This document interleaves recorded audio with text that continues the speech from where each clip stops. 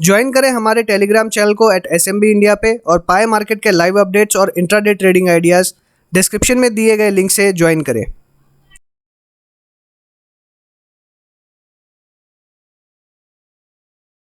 Hello friends, welcome to Life Advisors. आप सभी का स्वागत है हमारे चैनल पे। आप देखना शुरू कर चुके हैं निफ्टी के 50। जो लोग चैनल से नए जुड़ रहे हैं उन्हें बता दें कि हम क्या डिस्कशन करने वाले हैं। हम डिस्कशन करेंगे निफ्टी के आज का ट्रेंड, निफ्टी में आने वाले दिन का ट्रेंड, साथ ही डिस्कस करेंगे FII/DIs के डेटाज, ऑप्शन चेन एनालिसिस और निफ्टी के पूरे 50 स्टॉक का ट्रेंड 25 से 30 मिनट के अंदर में हम ये पूरी वीडियो कवर करने की कोशिश करेंगे। आशा करता हूँ ये वीडियो पसंद आएगी। साथ ही अगर आपने अभी तक बैंक निफ्टी का वीडियो नहीं दिया है तो डिस्क्रिप्शन बॉक्स में लिंक दी हुई, वहां से आप बैंक निफ्टी का भी एनालिसिस का वीडियो देख सकते हैं। और साथ ही अगर आप नए हैं, आपने अभी तक चैनल सब्सक्राइब नहीं किया है तो आप तुरंत कर दीजिए। साथ ही ज्वाइन करें हमारे टेलीग्राम चैनल को भी, डिस्क्रिप्शन बॉक्स में उसकी भी लिंक दी हुई है। और हमारे चैनल की मेंबरशिप वो एक्टिवेट है, वहां पे एक्सक्लूसिव कंटेंट, एक्सक्लूसिव रिसर्च हम प्रोवाइड कर रहे हैं। तो आशा करता हूं वो भी वीडियोस आपको पसंद जरूर आएगी। तो चलिए बिना टाइम वेस्ट किए हुए शुरू करते हैं। तो आज है 14 अक्टूबर का दिन और अगर आज के निफ्टी की हम बात करें तो लास्ट डे हमने डिस्कशन किया था कि 11,850, 11,800 का जो सपोर्ट है ये अवेलेबल है और अपसाइड के अंदर में 12,000 की कैपिंग हमको देखने के लिए मिलेगी। तो डेफिनेटली पूरा जो मार्केट है आज वहीं पे चलते हुए नजर आया और 11,800 में बाइंग अटेम्प्ट करने की हमारी सलाह थी। आज की अगर लो की बात करें तो 11,822 और हाई देखें तो 11,957, मतलब एग्जैक्टली 12,000 के ठीक 3 पॉइंट नीचे ही हाई बनाया है मार्केट ने। तो जो हमारी रेंज थी 11,800 से लेकर 12,000 तक की, ये बिल्कुल एक परफेक्ट रेंज थी और इसी रेंज के अंदर में हमको ट्रेड करते हुए मार्केट दिखाई दिया। करंटली क्लोजिंग जो है वो बहुत ही अच्छी होते हुए दिखाई दे रही है 11,971 पे। तो अभी क्लोजिंग बेसिस पे देखें तो अभी प्रीवियस जितने भी हमारे मार्केट गए लास्ट 6 महीने के अंदर में, तो अभी लास्ट 6 महीने के हाई के ऊपर में ही मार्केट बंद होते हुए नजर आ रही है। इसलिए डेफिनेटली एक जो पोटेंशियल और अपसाइड अगर की मैं बात करूं तो यहाँ पे क्लियरली विजिबल दिखाई दे रही है। बट फिर भी जो 12,000 की जो कैपिंग है ना, ये अभी भी एक रेजिस्टेंस का काम करेगी। ये बहुत ही स्ट्रॉन्ग रेजिस्टेंस हमको देखने मिल रहा है। वहीं पे एक स्ट्रॉन्ग सपोर्ट 11,800 पे इमर्ज होता हुआ नजर आ रहा है। तो अभी ये जो रेंज है, ये अभी इसी रेंज में मुझे लगता है कि मार्केट कहीं ना कहीं ट्रेड करते हुए नजर आएगा और कल वापस जब मार्केट 12,000 को अप्रोच करेगी तो फिर से एक प्रॉफिट बुकिंग देखने के लिए मिल सकती है। हालांकि हो सकता है कि आपको एक फर्दर अपसाइड देखने मिले, एक शॉर्ट कवरिंग का दौर भी देखने के लिए मिले, जिससे हो सकता है कि 12,000 से ऊपर भी मार्केट निकले और 12,100 को भी अटेम्प्ट करता हुआ नजर आए। बट ये जो रेंज है 12,000 के ऊपर की, ये बहुत हाई प्रॉफिट बुकिंग जोन है और बहुत ही वोलेटाइल स्टॉक्स में मूवमेंट आपको देखने के लिए मिल सकता है। इसलिए डेफिनेटली मुझे लगता है कि 12,000 के आसपास जब मार्केट आता है तो हमें कॉशन बिल्कुल बना के रखना चाहिए और हमें इन लेवल्स के ऊपर में अपने प्रॉफिट जो है, जब हमने 11,800 के आसपास अगर बाइंग करी है तो इसके आसपास हमें प्रॉफिट बुक करके निकल जाना चाहिए। तो कल के अगर ट्रेड की बात करूं तो मुझे अपसाइड में भी 12,000 की कैपिंग दिखाई दे रही है। बट जिस तरीके से मार्केट क्लोज होते हुए नजर आया है, डेफिनेटली 12,100 जो है वो अटेम्प्ट किया जा सकता है। हो सकता है 12,100 एक बार अटेम्प्ट होता हुआ दिखाई दे, बस इसके आसपास फिर से प्रॉफिट बुकिंग देखने मिलेगी और फिर से नीचे के लेवल्स आपको देखने के लिए मिल सकते हैं। और नीचे के अंदर मैं बात करूं तो क्लियरली 11,900 एक स्ट्रॉन्ग सपोर्ट जोन बन चुका है और इसी के आसपास हमने कल देखा था कि बहुत अच्छी पुट राइटिंग देखने के लिए मिली थी और 12,000 और 11,950 के ऊपर में अच्छी कॉल राइटिंग भी देखने मिली थी। इसलिए रेजिस्टेंस भी दिखाई दे रहा है, सपोर्ट भी दिखाई दे रहा है, लेकिन 11,900 नीचे दिखाई देता है। ऊपर में 12,000 से लेकर 12,100 की जो रेंज है, इस रेंज के अंदर में ट्रेडिंग हो सकती है। हालांकि 12,100 थोड़ा हाईली अनलाइकली लग रहा है। 12,050 तक मुझे लगता है कि मार्केट जाएगा, बट फिर भी मोमेंटम में हो सकता है कि 12,100 भी अटेम्प्ट करता हुआ दिखाई दे। इसलिए हमारे कल की रेंज 200 पॉइंट की रहेगी, 11,900 से लेकर 12,100। बट ओवरऑल ट्रेंड मुझे साइडवेज लग रहा है और एक छोटे से रेंज के अंदर ट्रेड होते हुए नजर आ सकता है। चेंज इन ओपन इंटरेस्ट की अगर हम बात करें तो यहाँ पे 12,000 के ऊपर में नया कॉल राइटिंग देखने मिल रहा है और एग्जैक्टली उसके ऊपर 12,100 पे भी अच्छी कॉल राइटिंग देखने मिल रही है। वहीं नीचे 11,950 पे बात करें तो अनवाइंडिंग देखने मिल रही है कॉल्स की। और अगर यहाँ पे हम उसके ऊपर में नीचे में बात करें तो 11,900 और उसके हर नीचे के लेवल्स पे अच्छी पुट राइटिंग भी देखने मिल रही है। और उसके एक लेवल के ऊपर की बात करें, अगर 11,200 के ऊपर की बात करें तो यहाँ पे अच्छी खासी अनवाइंडिंग कॉल्स में और नीचे में अच्छी खासी पुट्स में अनवाइंडिंग देखने मिल रही है। तो यहाँ पे लगभग प्रॉफिट बुकिंग या आपने जो रिस्क है वो यहाँ पे हेज करके निकलते हुए दिखाई दे रहे हैं। और मुझे लगता है कि अब जो लड़ाई है वो सिर्फ 12,100 से लेकर 11,900 के बीच की रह गई है और इसी के बीच में मार्केट ट्रेड करते हुए हमको नज़र आएगा। और जिस तरीके का यहाँ पे रेजिस्टेंस और सपोर्ट बनते हुए नज़र आ रहा है, एक फ्लैट क्लोजिंग मुझे यहाँ पे क्लियरली दिखाई दे रही है कि एक्सपायरी जो है वो फ्लैट होते हुए आपको नज़र आ सकती है। इसलिए बहुत ज़्यादा यहाँ पे मेरी बाई सेल की रिकमेंडेशन मैंने नहीं दी है इंडेक्स के ऊपर में, बट डेफिनेटली मुझे लगता है कि एक वोलेटाइल मूवमेंट कल देखने मिलेगा। अगर हम क्यूमुलेटिव ओपन इंटरेस्ट की बात करें तो 12,000 के ऊपर में मैक्सिमम कॉल्स की ओआई, और जितनी बड़ी ये ओआई दिखाई दे रही है तो ये डेफिनेटली लग रहा है कि आज की जो रैली है हो सकता है कि ये बियर रैली दिखाई दी है ताकि ट्रैप कर सकें और अपने माल को डंप कर सकें। क्योंकि अगर हम यहाँ पे अगर पुट्स के साथ मिलाएं तो यहाँ पे बिल्कुल भी मिलते हुए नज़र नहीं आ रहे हैं डेटा, और बहुत ज़्यादा गिरावट भी हो सकती है, ऐसा हमें देखने के लिए मिल रहा है। क्योंकि 12,000 पे पुट्स बहुत ज़्यादा नहीं है, बट 11,900 पे कॉल अभी भी एक्टिव दिखाई दे रही है। तो डेफिनेटली मुझे लगता है कि कहीं ना कहीं आज की जो रैली है ये एक बियर ट्रैप भी हो सकता है, या बियर रैली भी हम कह सकते हैं। तो एक बियर ट्रैप भी हो सकता है कि तेज़ी दिखा के लोगों को डी एंड में फंसा दिया गया हो सकता है, ऐसा बिल्कुल हो सकता है, क्योंकि ये ऑप्शन चेन के अंदर में हमें डेटा उसी तरीके का मिल रहा है। इसलिए बहुत कॉशन के साथ ट्रेड करना है। अगर मार्केट अपसाइड खुलती है तो डेफिनेटली हमें सुबह सुबह प्रॉफिट बुक कर लेना चाहिए, क्योंकि वोलेटाइल सेशन रहने वाला है, इसमें कोई गुंजाइश नहीं है। और कल की अगर हम रेंज की बात करें तो कल क्लियरली रेंज जो हमने पहले भी डिस्कस करी है 11,900 से लेकर 12,100 तक की, तो इसी रेंज के अंदर में हमको ट्रेड देखने मिलेगा। और अगर अपसाइड खुलता है प्रॉफिट बुक करना चाहिए सुबह सुबह, और उसके बाद में थोड़ा सा वेट एंड वॉच करना चाहिए। जिस साइड मार्केट जाएगा उसके बाद ही हम ट्रेड कोई इनिशिएट करेंगे। अगर एफआईडीआईज के कैश मार्केट की हम बात करें तो 821.86 करोड़ का नेट एफआईआईज ने बाई किया है, वहीं डीआईएज ने 1276 करोड़ का सेल किया है नेट में। तो यहाँ पे जो डेटा है वो डीआईएज की तरफ से नेगेटिव और एफआईआईज की तरफ से पॉजिटिव, जो कि कंटिन्यूसली हमें यही देखने मिल रहा है।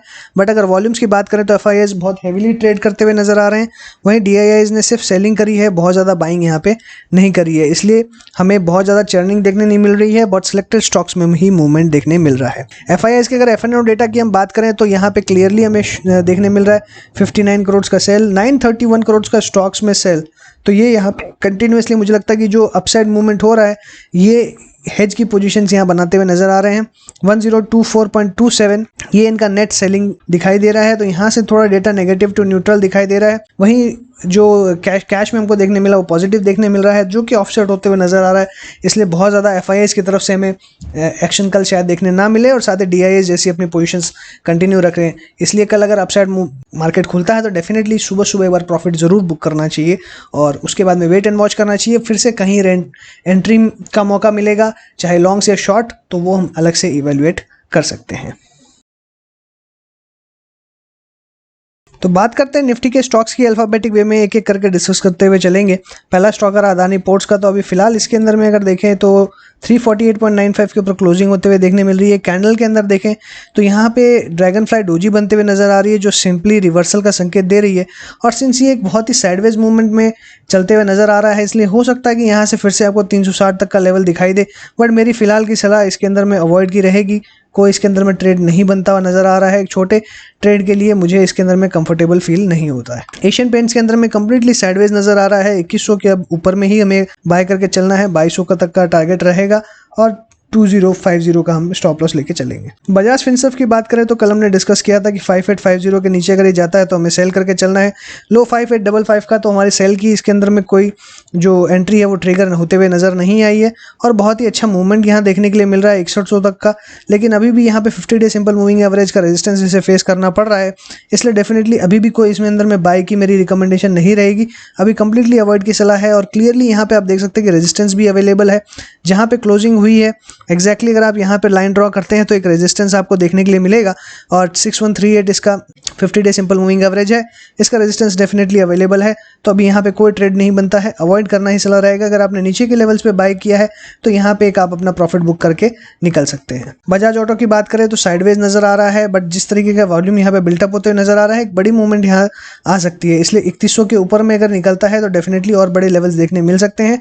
तो डेफिनेटली 3100 के ऊपर में ही बाय करना है, बट फिलहाल अभी कोई मेरा बाय का यहाँ पे व्यू नहीं है। बजाज फाइनेंस के अंदर में देखें तो यहाँ पे काफी वोलेटाइल मूव हमको देखने के लिए मिल रहा है, और यहाँ पे हमें बुलिश एनगल्फिंग कैंडल जो है वो बनते हुए नजर आ रही है। हो सकता है ये और ऊपर जाता हुआ नजर आए, बट ऊपर में रेजिस्टेंस भी दिखाई दे रहा है, नीचे में सपोर्ट भी है, तो साइडवेज हो सकता है। एक छोटे रेंज के अंदर ट्रेड कर रहा है, अवॉइड की सलाह रहेगी, कोई बाय या सेल व्यू नहीं बनता है। भारतीय एयरटेल के अंदर में हमारी सेल की ही राय थी, और अभी भी हमारा सेल का व्यू बरकरार है। 400 तक का लेवल देखने मिल सकता है, बीच बीच में इसमें स्पाइक्स आते हैं और अपसाइड आपको लेवल्स देखने के लिए मिलते हैं, बट मेरा अभी जो व्यू है वो कम्प्लीटली बेयरिश है। 400 1100 तक का लेवल आपको डेफिनेटली देखने के लिए मिल सकता है। और मुझे लगता है कि क्लियरली इसके अंदर में आपको 400 और 400 ब्रेक होगा तो बहुत बड़े नीचे के लेवल्स देखने मिल सकते हैं। BPCL के अंदर में भी मेरा व्यू 320 तक का था और यहाँ पे अच्छी खासी गिरावट देखने मिल रही है। 332.9 के आसपास आता हुआ दिखाई दे रहा है, 320 के आसपास आता है तो हम एक बार रिव्यू करेंगे पोजीशन को और डेफिनेटली हो सकता है कि कल के डेट में थोड़ा सा ये बाउंस करे, बट ओवरऑल ट्रेंड बिल्कुल बेयरिश है। काफ़ी ज़बरदस्त यहाँ पे गिरावट देखने के लिए मिल रही है और 320 के लेवल पे आपको देखने मिल सकता है। अगर ये ब्रेक करता है तो 300 भी देखने मिल सकता है, लेकिन 320 के आसपास हम पोजीशन रिव्यू करेंगे। हो सकता है कि रिवर्सल का संकेत हमको मिले और 340 के ऊपर में अगर निकलता है तो हो सकता है कि बाइंग की पोजीशन बन सकती है, बट फिलहाल के लिए ओवरऑल ट्रेंड अभी बेयरिश है, कोई बाइक की सलाह नहीं है। अभी हम सेल करके चल सकते हैं, बट फ्रेश सेलिंग मुझे लगता है 330 के नीचे ही हमें करनी चाहिए। ब्रिटानिया में मेरा कोई भी फिलहाल व्यू नहीं बनते हुए नजर आ रहा है, अवॉइड की सलाह रहेगी, अवॉइड। सिप्ला के अंदर देखें तो एक अच्छी खासी आज गिरावट देखने मिली, अपने आप को होल्ड करने की कोशिश करी ऊपर के लेवल पे। शुरुआत अच्छी होते हुए देखी थी हमने, ओपनिंग देखी 788.8 पे, हाई बनाया 794 का, लो बनाया 766.8 का और क्लोजिंग 781.5 के ऊपर में देखने मिल रही है। तो यहाँ पे 790 का जो हमारा ट्रेलिंग स्टॉप लॉस था वो यहाँ पे क्लियरली कटते हुए नजर आ रहा है और मुझे लगता है यहाँ से एग्जिट कर लेना ही सबसे बेटर रहेगा। वॉल्यूम्स हालांकि यहाँ एवरेज है, बट अभी लगभग इसी वॉल्यूम्स के अंदर में इसमें ट्रेड होते हुए नजर आ रहा है। तो 790 हमारा एकदम कंप्लीटली एग्जिट की सलाह है 790 के नीचे में। बट अगर कल एक अपसाइड मूवमेंट आपको देखने मिले, वापस 800 के ऊपर जाते हुए देखने मिले तो आप होल्ड करके रख सकते हैं। बट डेफिनेटली मुझे लगता है पहले 1 घंटे के अंदर में अगर ये 800 के ऊपर फिर से निकलता है तो आपको होल्ड करना चाहिए, अदरवाइज 790 के आसपास आप एग्जिट कर लें। कोल इंडिया के अंदर फर्दर गिरावट देखने मिल रही है। 110 रुपये का लेवल हमने डिस्कशन किया था और 110 रुपये का टारगेट हमारा अचीव होते हुए नजर आ रहा है 109.6 का। अभी नेक्स्ट टारगेट मेरा इसके अंदर में 100 का है और इसके अंदर में हो सकता है डबल डिजिट भी देखने मिले, 90 के लेवल्स भी देखने मिले। और ये स्टॉक में बहुत ही बड़ी गिरावट देखने मिल रही है। वॉल्यूम्स आप देखेंगे तो बहुत ही ज़बरदस्त स्पाइक यहाँ देखने मिल रहा है वॉल्यूम्स का। तो क्लियरली मेरी यहाँ पे सेल की राय है, 190 तक के लेवल्स देखने मिल सकते हैं। डीवी स्लैब के अंदर में कंटिन्यूसली साइडवेज मूवमेंट चल रहा है, बट यहाँ पे एक नेगेटिव क्रॉसओवर हमको देखने मिल रहा है 50 डे और 20 डे सिंपल मूविंग एवरेज का, तो साइडवेज रह सकता है, तो अभी अवॉइड करें, अभी कोई फ्रेश खरीदारी इसमें ना करें। डॉक्टर रेड्डीज के अंदर में हमारा 5250 के ऊपर में ही बाय का व्यू था, अभी यहाँ पे 5123 आता हुआ दिखाई दे रहा है, सपोर्ट के आसपास है और बहुत ही ज्यादा साइडवेज यहाँ चलते हुए नजर आ रहा है। अवॉइड की सलाह रहेगी, कोई फ्रेश खरीदारी की राय नहीं है। वॉल्यूम्स में भी कुछ खास इंपैक्ट दिखाई नहीं दे रहा है, ना ही कोई कैंडल्स के अंदर में सिग्निफिकेंस है, सिर्फ यहाँ पे सपोर्ट मिला है 20 डे सिंपल मूविंग एवरेज का।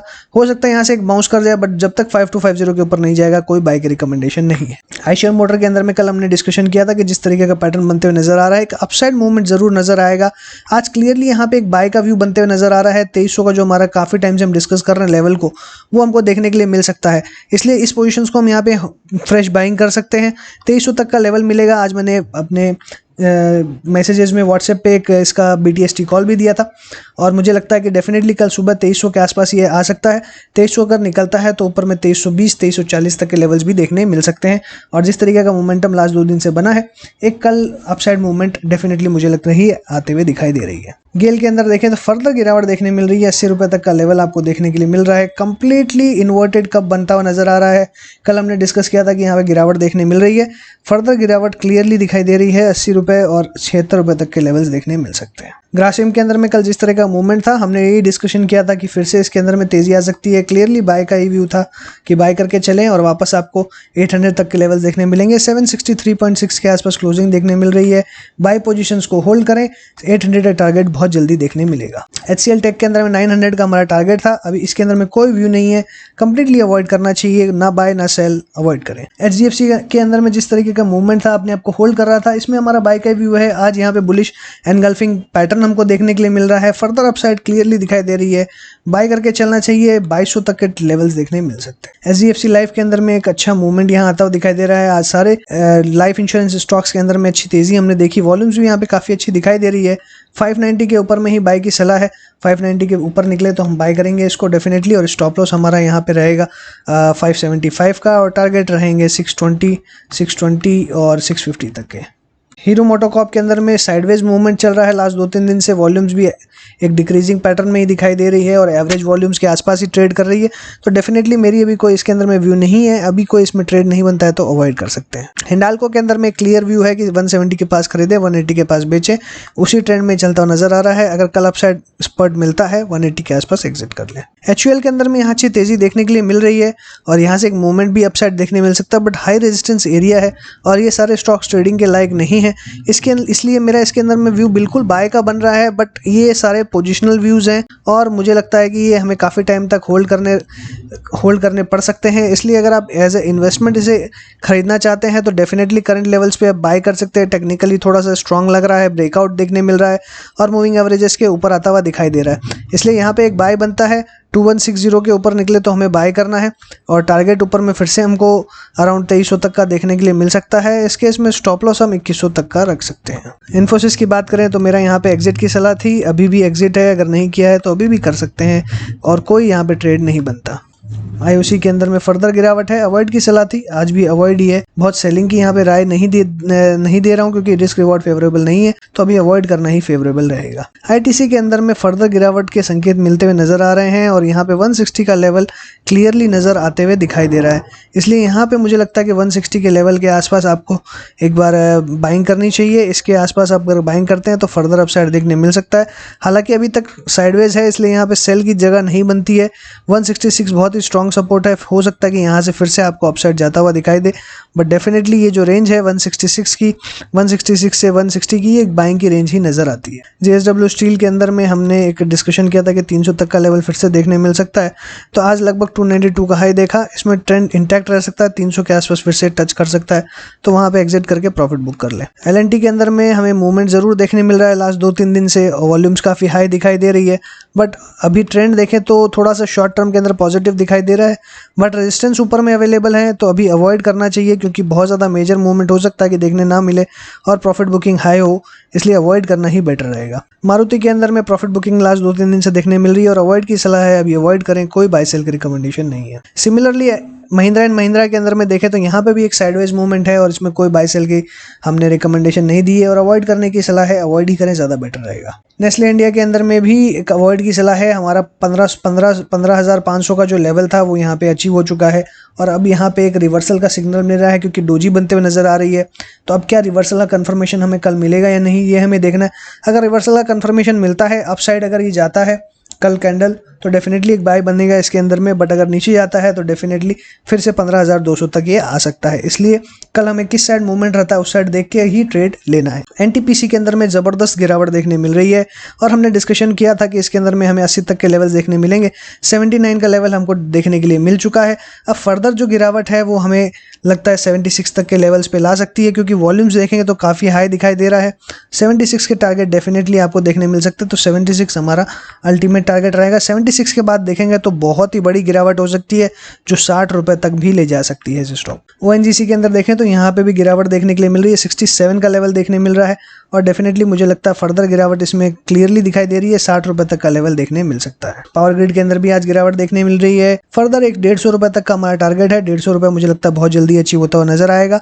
150 के आसपास आता है तो 140 और फर्दर गिरावट भी यहाँ से दिखाई दे सकती है, इसलिए इन स्टॉक्स में आप सेलिंग करके चल सकते हैं। रिलायंस के अंदर में मैंने एक ही सलाह दी थी कि शॉर्ट नहीं करना है। आज का हाई हमने देखा 2304 का और 2287.5 यहाँ पे लेवल देखने मिल रहा है, फर्दर अपसाइड दिखाई दे रही है, 2400-2500 तक के लेवल्स बहुत जल्दी देखने मिल सकते हैं। SBI लाइफ के अंदर में आज अपसाइड देखने मिल रहा है, बट यहाँ पे हमें एक इन्वर्टेड कप देखने के लिए मिला, अभी अपने आप को होल्ड कर रहा है, तो यहाँ पे एक डबल बॉटम भी बन सकता है, इसलिए एक फर्दर अपसाइड देखने मिल सकती है, बट रेजिस्टेंस बहुत ज़्यादा है, इसलिए बहुत ही कंफ्यूजिंग जगह पे या स्टेज पे हम कह सकते हैं कि है, क्योंकि वॉल्यूम्स बहुत हाई है, अपसाइड मूवमेंट दिखा रहा है, लेकिन ऊपर में एग्जैक्टली रेजिस्टेंस बहुत ज़्यादा है, तो क्या इसे ये पार कर पाएगा कि नहीं, ये देखना बहुत ही ज़रूरी है।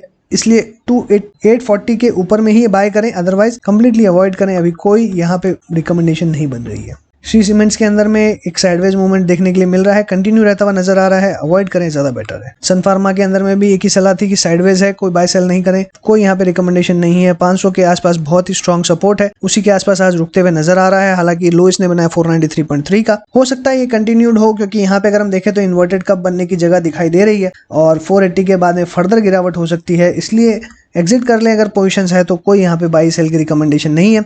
सेल की रिकमेंडेशन सिर्फ और सिर्फ 480 के बाद हो सकती है, क्योंकि वही एक लास्ट सपोर्ट बचा हुआ है जो कि बहुत स्ट्रांग है। इसके बाद में बहुत बड़ी गिरावट देखने मिल सकती है। टाटा मोटर्स के अंदर में 130 का लेवल देखने मिल रहा है, ये हमारा बाई जोन है। इस बाई जोन में आज मुझे लगता है कि अब यहाँ पे फर्दर तेजी देखने मिल सकती है, इसलिए इस लेवल पे बाय करके चलें। वापस आपको 160 तक के लेवल देखने मिल सकते हैं। टाटा स्टील के अंदर में आज इसने 20 day simple moving average break किया है, तो यहाँ पे बाय की रिकमेंडेशन रहेगी। 375.5 पे बाय करें, 400 तक का टारगेट देखने मिल सकता है। टीसीएस के अंदर में और बड़े लार्ज कैप स्टॉक्स में एग्जिट की ही राय थी, अभी भी एग्जिट है और अवॉइड करें, कोई फ्रेश खरीदारी या सेलिंग ना करें। टेक महिंद्रा के अंदर आज अच्छी गिरावट देखने मिल रही है, बट मेरा यहाँ पे बाय का व्यू बन रहा है और सिर्फ यही एक आईटी स्टॉक्स में जो लार्ज कैप्स में है जिसमें मुझे बाय की जगह दिखाई दे रही है, तो यहाँ पे बाय करके चले। 900 का टारगेट बहुत जल्दी देखने मिलेगा, हो सकता है इसके ऊपर भी जाता हुआ आपको दिखाई दे। टाइटन में साइडवेज पैटर्न चलते हुए नजर आ रहा है और मुझे ऐसा लग रहा है कि अभी भी इसका जो अप ट्रेंड है वो बिल्कुल इंटैक्ट है, लेकिन लास्ट 2 दिन से वॉल्यूम्स देखें तो काफी हाई है, इसलिए यहाँ पे एक जो कॉशन है वो बना के रखना होगा। 1200 के नीचे जाता है तो कंप्लीटली एग्जिट कर लें, बट अदरवाइज अपनी पोजीशंस होल्ड करें। 1300 1350 तक के लेवल्स देखने मिल सकते। अल्ट्राटेक सीमेंट के अंदर में हमारे सारे टारगेट्स अचीव हो चुके हैं। 4400 का हमारा टारगेट था वो अचीव हो चुका है। फर्दर तेजी आपको देखने मिल सकती है, बट अभी मेरी एग्जिट की सलाह रहेगी कि यहाँ पे प्रॉफिट बुक करें और एग्जिट करें, कोई फ्रेश खरीदारी यहाँ पे नहीं बनती है। यूपीएल में साइडवेज मूवमेंट कंटिन्यूसली नजर आ रहा है, बट जिस तरीके से आज यहाँ पे पैटर्न बन रहा है, हालांकि वॉल्यूम्स में कोई मुझे बहुत ज़्यादा कन्विंसिंग नज़र नहीं आ रही है वॉल्यूम्स, और जिस तरीके का आज यहाँ पे मूवमेंट देखने मिल रहा है, तो मुझे लगता है कि 515 के ऊपर जाएगा तो फिर से बाय बनेगा, फिर से 535 के लेवल टच करेगा, 535 550 और 600 तक के टारगेट देखने के लिए मिल सकते हैं और डेफिनेटली यहाँ पे बाय करके चलना चाहिए। स्टॉप लॉस 480 का जो हमारा है वो इंटैक्ट है। 480 का जो हमने बहुत पहले जब यहाँ से ब्रेकआउट हुआ था, जो हमने 480 का स्टॉप लॉस दिया, वो आज तक लगभग 2 महीने हो गए, वो अभी तक हिट नहीं हुआ है। तो डेफिनेटली कहीं ना कहीं इसके अंदर में बहुत अच्छा मूवमेंट है और जो ये ब्लू लाइन हमने बना रखी है, ये एक ब्रेकआउट की जगह है, तो एग्जैक्टली देखें तो रेजिस्टेंस के आसपास कंसोलिडेशन कर रहा है, तो जिसका मतलब है कि ये बहुत बड़ी अपसाइड आपको दिखा सकता है आने वाले दिनों के अंदर में। तो वेट एंड वॉच करें, इसके अंदर में 515 के ऊपर में बाय करें, बहुत बड़ी अपसाइड आपको देखने मिलेगी। सो इसी के साथ मैं अपनी बात को वाइंड अप करूंगा। अगर आपको अच्छा लगा हो तो लाइक कीजिएगा, दोस्तों के साथ शेयर कीजिए, कमेंट बॉक्स में व्यूज लिखना ना भूलें। चैनल सब्सक्राइब ना किया हो तो तुरंत कर दीजिए। टेलीग्राम चैनल ज्वाइन नहीं किया तो डिस्क्रिप्शन बॉक्स में लिंक दी, वहां से आप देख सकते हैं। साथ ही अगर आपने चैनल की मेंबरशिप ज्वाइन नहीं की है तो वो सब्सक्राइब बटन के पास में आपको बटन मिल जाएगा, वहां से आप ज्वाइन कर सकते हैं। So thanks for watching again, happy trading and investing.